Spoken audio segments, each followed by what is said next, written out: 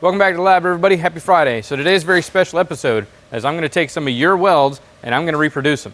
So we've had a lot of action on the Facebook group lately. People are submitting posts of their welds, settings, different things like that, asking for questions or asking tips and tricks and any advice we can give them.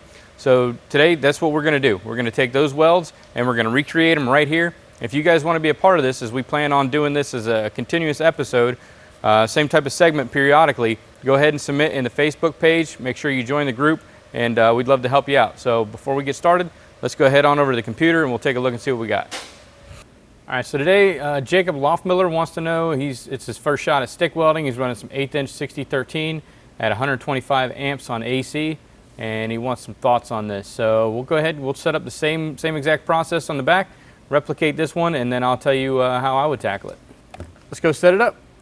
All right, so we're all set up. I'm going to go ahead and run 140 amps on AC. That's about where I like to run on 6013. Mind you, I wouldn't go doing any structural stuff, anything greater than probably 1/4 inch on that. At that point, I would step up to a different electrode like a 7018, but I'll go ahead and show you 6013, 140 amps. That's about where I would recommend to start if you're doing the same thing at the house on AC. If you have the ability, go ahead and run on DC positive. The rod just runs better there. I'll show you a couple welds on here. So we'll first start off with the 140 amps. All right, Jacob, so basically what you're looking for, turn that heat up a little bit more. That's going to allow your deposition rate to increase and then slow down a little bit.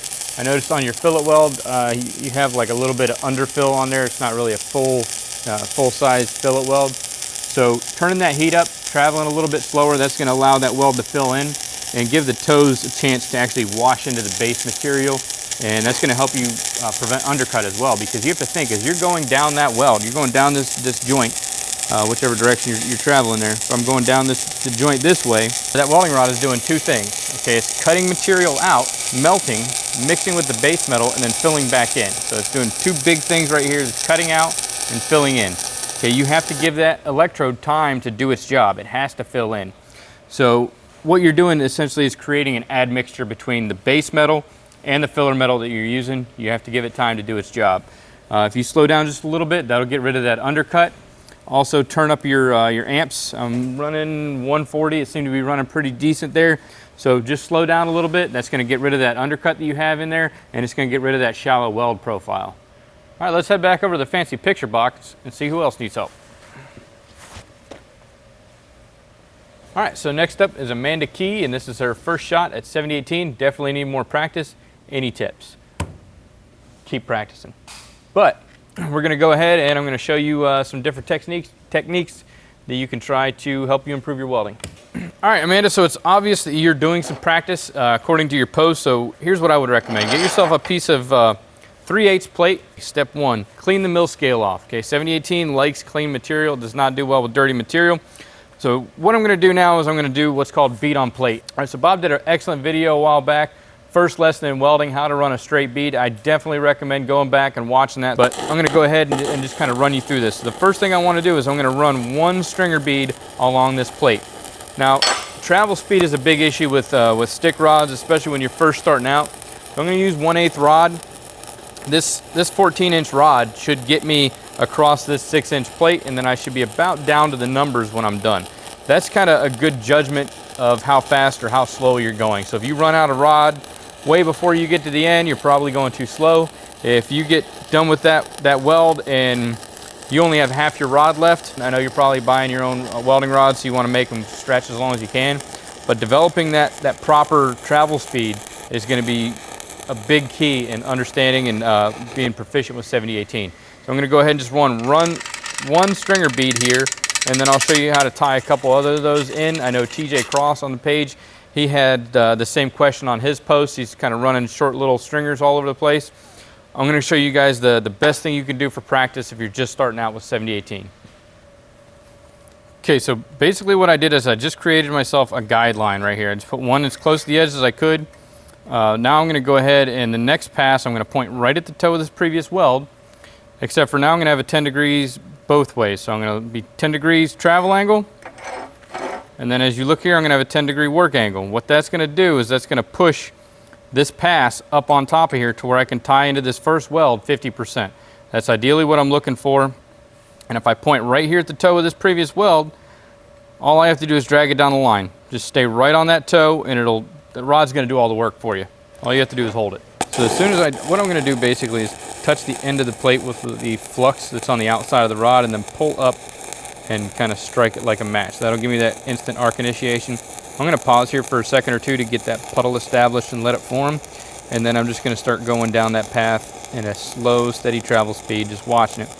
The rod's pretty much touching the material, so you can feel the rod melting away. You can feel the material becoming softer and those pieces mixing together.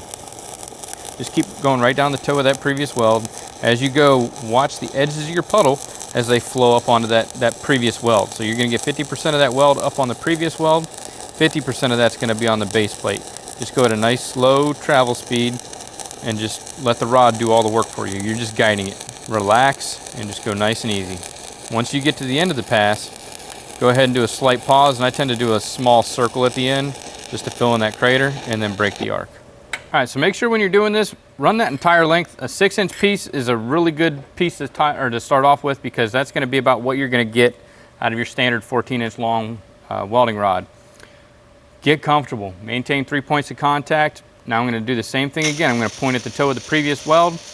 Get my angle set in just right. The weld's going to do all the work. All I'm going to do is just guide it down the line. So when you're doing this, make sure that you clean up your starts and your stops really well. Otherwise, you can pull some of that slag up. Like on my next pass, I could pull slag up and create porosity here at my starts and stops, because I still have some slag on the end. So pay attention to the ends. I recommend getting a piece like this. Weld you a small handle on it. Every 2 to 3 passes, I would quench it in a bucket of water or something like that, because you're just practicing. That's going to speed up your time. If you run 6, 7, 8 passes across here, your welding rod is going to start reacting different around pass 3 or 4 because of the temperature that your material is now. It doesn't take as much to heat it up, and you're putting 125 amps into there every pass, so it's just going to continuously get hotter and hotter and hotter.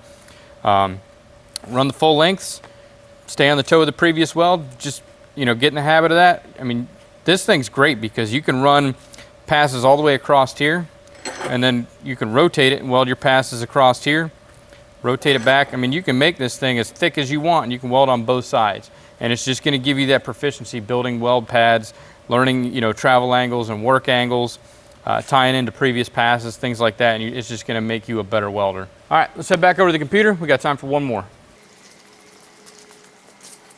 All right, so the next one is Justin Ackerman. He's running some 5/32 7018 rod at 140 amps.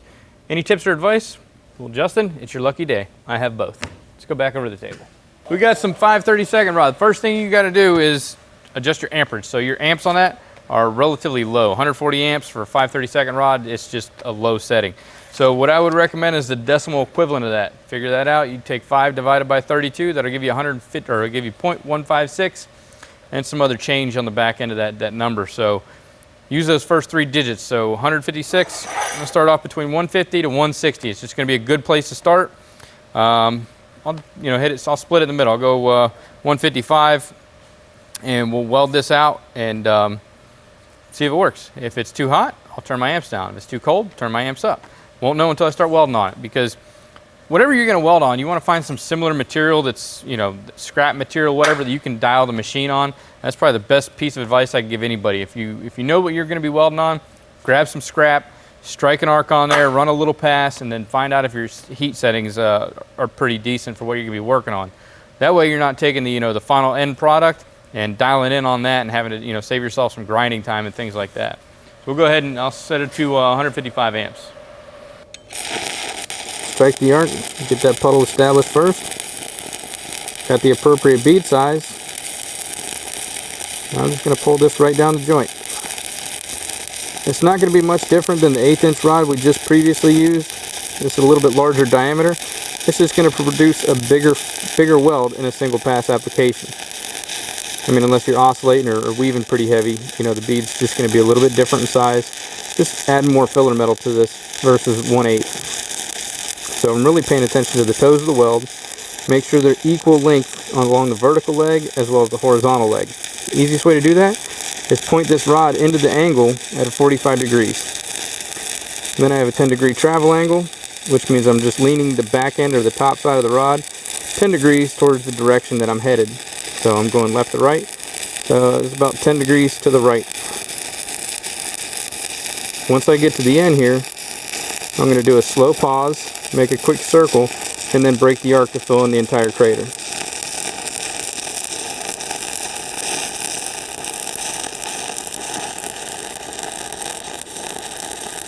Justin, I hope that helps you out.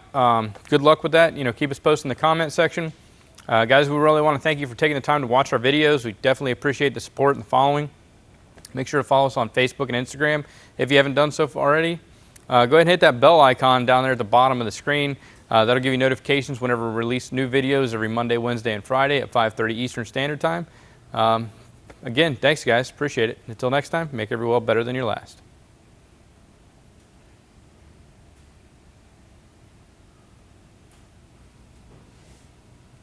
I think they're gone.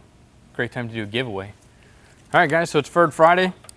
Got a hard rock wheel for you, Zerk wheel, encapsulated wire wheel, a bonus Zerk wheel, and this metal eating guy right here, man. This thing is tough. Make sure you got, all you have to do to enter this competition or this contest is take a screenshot of this video, any part of the video, and use hashtag Ferd Friday on Instagram.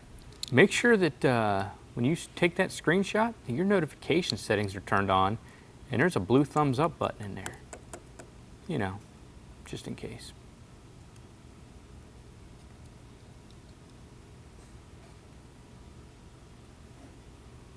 I'm serious.